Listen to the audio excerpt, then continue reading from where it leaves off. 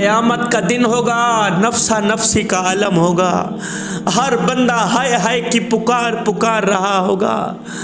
نفسی نفسی، نبیوں کے سامنے، رسولوں کے سامنے، اماموں کے سامنے، قیامت تک جتنے لوگ پیدا کیے گئے، جتنے لوگ تخلیق کیے گئے، سب کے سامنے ایک دم میرا اللہ فرمائے گا صبر کرنے والے لوگ کھڑے ہو جائیں۔ ایک چھوٹی سی جماعت کھڑی ہو جائے گی،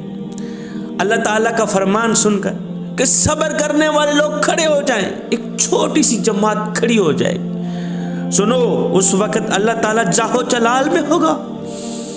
ایک دم فرمائے گا صبر کرنے والے لوگ کھڑے ہو جائیں، صابر لوگ کھڑے ہو جائیں، ایک چھوٹی سی جماعت کھڑی ہو جائے گی۔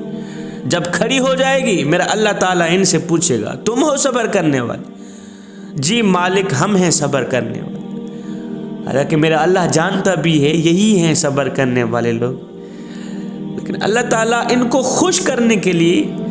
کہ آج میں جاہو جلال میں ہوں، آج نفسی نفسی کا دن ہے، ہائے ہائے کا دن ہے، ہر بندہ ہائے ہائے کی پکار پکار رہا ہے،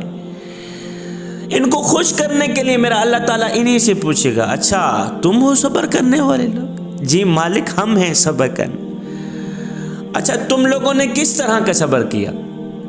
یہ لوگ کہیں گے مالک زندگی میں کافی سارے موقع آئے تیری نافرمانی کرنے کے لیے، لیکن ہم نے تیری نافرمانی نہیں کی۔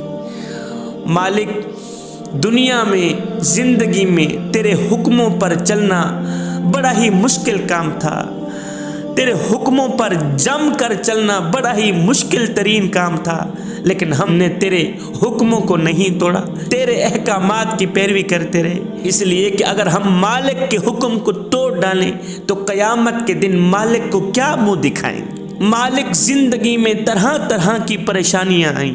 ہم نے پریشانیاں جھیلی، ہم نے مصیبتیں جھیلی، ہم نے مشقتیں جھیلی، لیکن تیرے حکموں کو نہیں توڑا۔ بھوک سے نڈھال ہو گئے، صبح کو کھاتے تھے شام کے لیے نہیں ہوتی تھی، شام کو کھاتے تھے صبح کے لیے نہیں ہوتی تھی،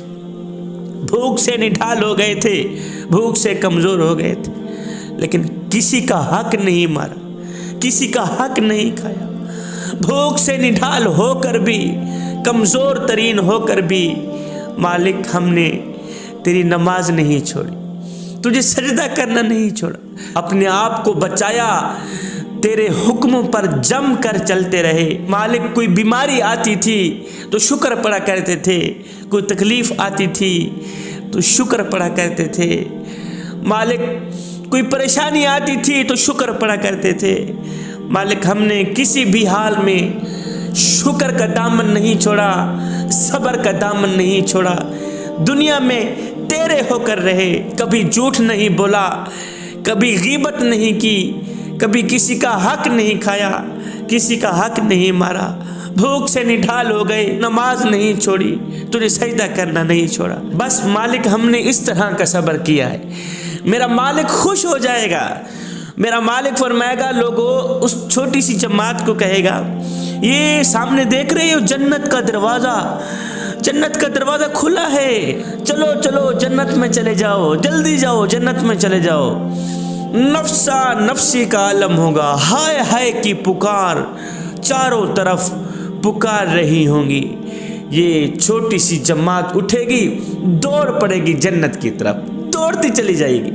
لیکن میرا اللہ تعالیٰ فرشتوں کو حکم دے گا ان کو راستے سے روک لو، ان سے دوبارہ پوچھو جنت میں کیوں جا رہے ہیں، ان کو خوش کرنے کے لیے،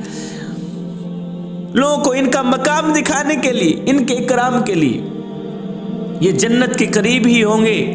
درمیان میں فرشتے روک لیں گے، وہ کہاں جا رہے ہو؟ یہ کہیں گے ایک سائڈ پہ ہو جاؤ، ہم جنت میں جا رہے ہیں۔ کس سے پوچھ کے جا رہے ہو؟ مالک نے خود آرڈر دیا ہے کہ جاؤ جنت میں چلے جاؤ۔ اچھا کون سی خوبی کی وجہ سے جا رہے ہو؟ کہا ہم صبر کرنے والے لوگ، ہمیں نہ چھیڑو، ہم صبر کرنے والے لوگ۔ تو جو لوگ دنیا میں صبر کا دامن نہیں چھوڑتے ان لوگوں کا یہ مقام ہے کہ وہ بغیر حساب و کتاب میں جنت میں چلے جاتے ہیں۔ ہے امام علی مقام امام حسین رضی اللہ تعالی عنہ، آپ جب میدان کربلا میں جا رہے تھے، جاتے جاتے آپ نے اپنے پیارے بیٹے، بیمار بیٹے حضرت سیدنا زین العابدین کو بلایا، بیٹا ادھر، بیٹا آ گئے، جی ابا حضور، فرمایا بیٹے میں میدان کربلا میں جا رہا ہوں، پتہ نہیں لوٹ کر آؤں گا یا نہیں آؤں گا، پر بیٹے جاتے جاتے میں تمہیں 4 نصیحتیں دے کے جاتا ہوں، ان میں سے ایک اہم نصیحت ہے، بیٹے اگر دنیا و آخرت میں کامیاب ہونا چاہتے ہو، اگر دنیا و آخرت میں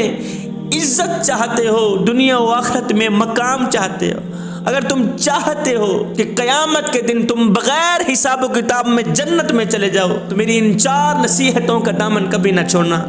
پہلی نصیحت فرمایا بیٹے شکر کا دامن نہ چھوڑنا، دوسری نصیحت فرمایا بیٹے صبر کا دامن نہ چھوڑنا، تیسری نصیحت فرمایا بیٹے نماز کا دامن نہ چھوڑنا، چوتھی نصیحت فرمایا بیٹے قرآن کا دامن نہ چھوڑنا، بیٹے صبر کا دامن نہ چھوڑنا۔ دیکھ میرے بیٹے تیرے باپے کے اوپر اتنے بڑے بڑے امتحانات آئے، تیرے باپ امام حسین کے اوپر اتنی بڑی بڑی آزمائشیں آئیں، سن میرے بیٹے میں نے کڑیل نوجوان علی اکبر لٹا دیا اپنی آنکھوں کے سامنے، اونو محمد قربان کر دیے اپنی آنکھوں کے سامنے، اصغر قربان کر دیا اپنی آنکھوں کے سامنے، بیٹے میں نے اپنا تن من دھن یہاں تک کہ رہنے والی جھونپڑی بھی مالک کے نام پر قربان کر دی۔ دیکھ میرے بیٹے تیرے بابے نے صبر کا دامن نہیں چھوڑا، تم نے بھی اپنے بابے کے نقش قدم پر چلنا ہے، تم نے بھی حسین کے نقش قدم پر چلنا ہے، تم نے بھی صبر کا دامن نہیں چھوڑا۔ حضرت سیدنا ایوب علیہ السلام اللہ کے نبی ہیں، صابرین میں سے ہیں۔ ایوب علیہ السلام آپ بیمار ہو گئے، اتنے بیمار ہوئے جسم زخموں سے چور چور ہو گئے، چھلنی ہو گئے، جسم کے ہر ایک حصے کے اوپر دانے زخم، جسم زخموں سے چور چور ہے، دن کو سوتے نہیں، رات کو نیند نہیں آتی، لیٹ نہیں سکتے، لیٹتے ہیں تو درد ہوتی ہے، لیٹ نہیں سکتے، کھڑے ہو کر گزار دیتے ہیں، کافی عرصہ بیت گیا بیماری میں، کافی عرصہ گزر گیا بیماری میں، ایک دن ایسا آیا بیماری کا سورج ڈھل ہی گیا، بیماری چلی گئی، میرے اللہ تعالیٰ نے حضرت سیدنا ایوب علیہ السلام کو شفا عطا فرمائی۔ جب آپ کو شفا ملی تو آپ ایک دم ایکٹیو تندرست ہو گئے، صحت مند ہو گئے، زخم کیا زخموں کے نشان بھی نہ رہے، اتنے صحت مند ہو گئے، موٹے تازی ماشاءاللہ۔ جب آپ صحت مند ہو گئے تو ایک دن کسی نے آپ سے پوچھ لیا حضرت ایک بات تو بتائیں، کہا جی کون سی بات؟ کہا وہ بیماری کے دن اچھے تھے یا آج صحت کے دن اچھے ہیں؟ وہ بیماری کے دن اچھے تھے یا آج تندرستی والے دن اچھے ہیں؟ یہ سن کر آپ رونے لگ گئے، آپ رو کر فرمانے لگے میاں اگر ایوب سے پوچھتے ہو وہ جو بیماری کے دن تھے نا وہ آج کے دنوں سے کافی اچھے تھے، آج کے دنوں سے کئی حصے اچھے تھے، وہ جو بیماری کے دن تھے۔ کہنے لگے حضرت وہ بیماری کے دن تھے، آج تو الحمدللہ آپ صحت مند ہیں، تندرست۔ میں میاں اب ذرا توجہ کیجیے گا۔ ایوب علیہ السلام فرمانے لگے میاں جب میں بیمار تھا، جب میرا جسم زخموں سے چور چور تھا، چھلنی تھا، دن کو نہیں لیٹ سکتا تھا، سارا دن ایسے کھڑے گزر جاتا تھا، جب رات آتی تھی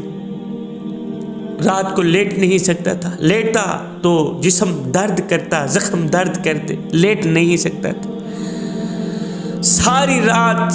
رات دردوں میں گزر جاتی، سارا دن دردوں میں گزر جاتی، ساری رات تکلیف میں گزر جاتی،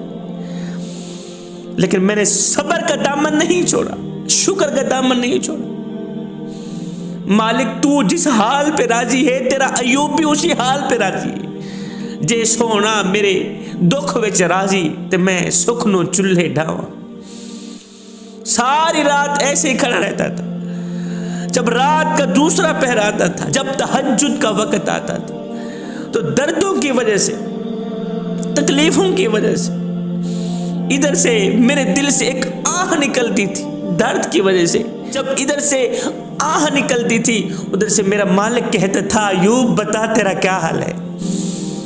رات کے دوسرے پہر ہر رات میں میرا مالک مجھ سے میرا حال پوچھتا تھا.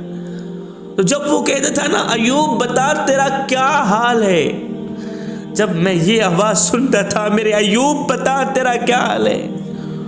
اس وقت وہ پچھلی 24 گھنٹوں والی جو تکلیفیں ہوتی تھی نا وہ دور ہو جاتی تھی, وہ جو مصیبتیں ہوتی تھی نا وہ دور ہو جاتی تھی. یہ جملہ سن کر ایک دم میں تندرست ہو جایا کرتا تھا, میرا بوجھ ہلکا ہو جایا کرتا تھا. میاں جب سے میں تندرست ہوا ہوں, جب سے میں صحت مند ہوا ہوں, آج تک میرے مالک نے مجھ سے میرا حال نہیں پوچھا. جوانوں, اللہ تعالیٰ پریشانیاں دے, اللہ تعالیٰ دکھ دے, اللہ تعالیٰ تکلیفیں دے تو صبر کا دامن کبھی نہ چھوڑنا. خدا را صبر کا دامن پکڑتے رہنا, تم دنیا میں بھی کامیاب ہو جاؤ گے, آخرت میں بھی کامیاب ہو جاؤ گے.